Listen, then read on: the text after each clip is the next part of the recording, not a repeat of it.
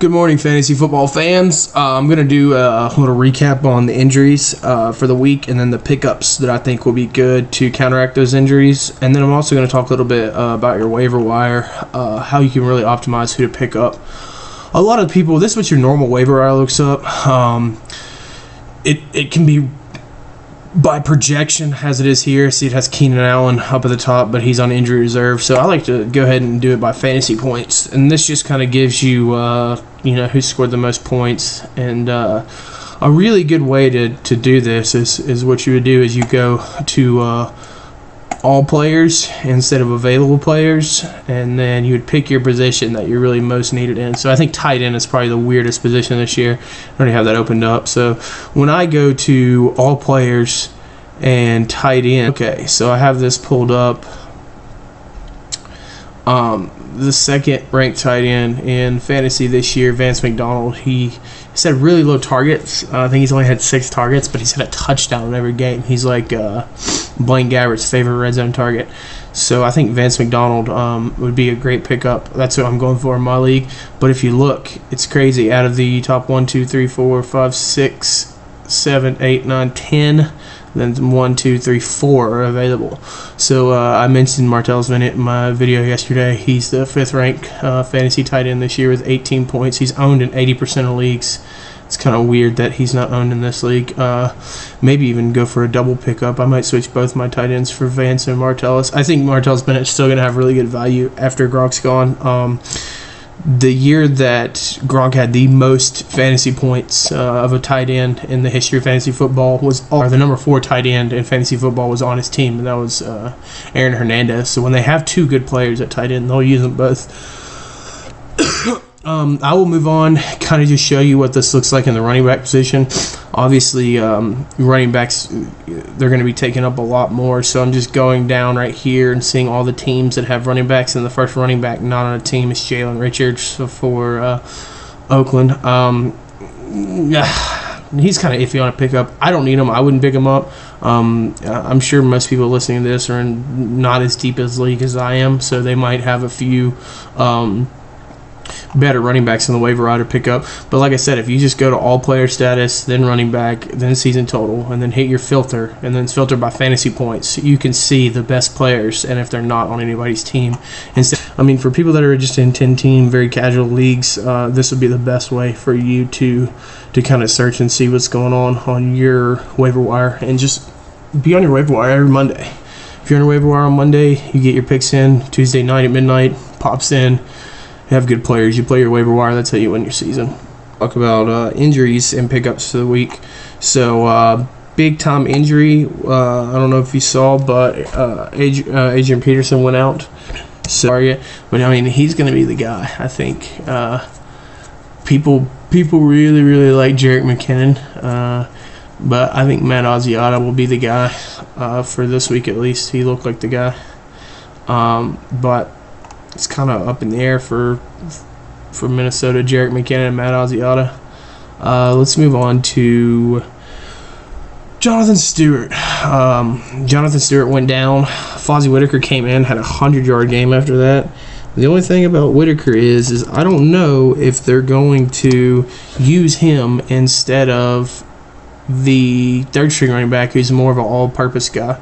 Fozzie is seems to be a back out of the backfield type guy. But as you see, he had 16 rushes for 100 yards, 6.3 yards a carry, 3 receptions. The volume's there. So if Fozzie is available in your league, he would probably be a great pickup for Jonathan Stewart, because the Bucks, Charles Sims. Yeah, he's already owned in my league, but he is the backup for Tampa Bay Bucks running back Doug Martin. So this would be your pickup if you have Doug Martin. Going on Travis Benjamin. So Travis Benjamin's a starter now. He's who replaced Keenan Allen. At the beginning of the year, he was already a sleeper for a lot of people. He's a big, tall, physical wide receiver. He's going to get some touchdowns this year, especially Danny Woodhead being out now. They have 2 key guys out, so they need somebody to step it up for the Bolts. Jay Ajayi.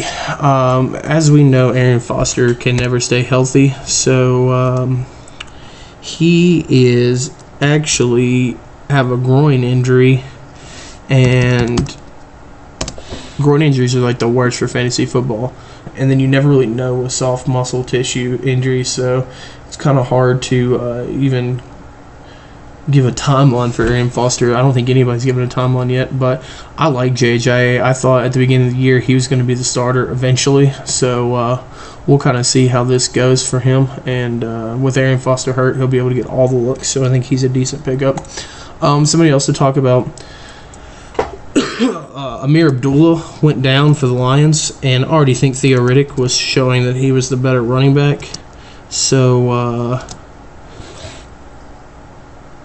I actually already have Theo Riddick. He's actually a top 10 running back because of his production the last 2 games. He's hurt. He's going to be the good pickup. So you have a few guys that I just gave you for the week. If you have any guys who are prone to injury, pick up their handcuffs. Pick up guys who are already behind them. So when this happens, you don't have to get on the waiver wire and try to search for everybody. You already have it all done. So, all right, guys, good luck for week 2. Get your waiver wire pickups in.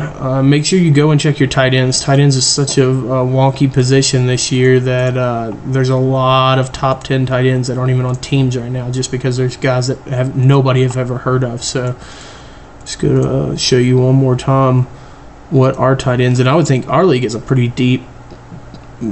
All these guys in our league are pretty knowledgeable. So, but you look, Jacob Tamme, Martellus Bennett, I don't even Jack Doyle. Who's Jack Doyle? Jack Doyle and Vance McDonald, all undrafted in the top 7. So, get in there and get you a tight end who's actually going to get you some points, and that'll help your team for the week. So, good luck, guys. Have a good one. Before I go, I want to give you a little PS. The lines are out right now. A really, really bad line, in my opinion, is Seattle at home, laying the 10, 11, 9.5 point. I would really go by the 9.5, or actually the 10. That's the MGM Mirage. They seem to be pretty good on lines. What people aren't telling you about Seattle, they haven't scored points all year, and now they have their starting quarterback Russell Wilson's banged up with the foot injury he got rolled over on. Thomas Rawls went out in the last game, starting running back.